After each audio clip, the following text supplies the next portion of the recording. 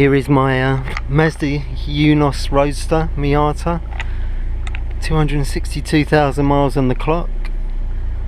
Just started it up. As you can see, it's running good.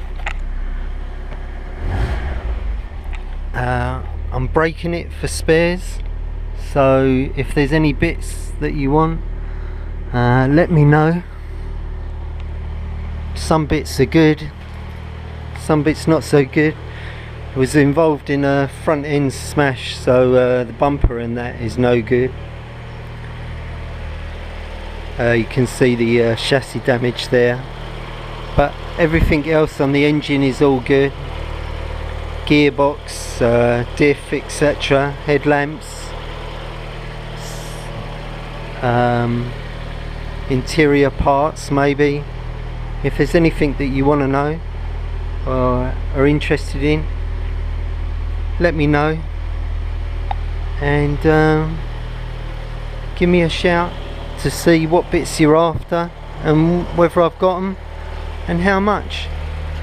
Thanks.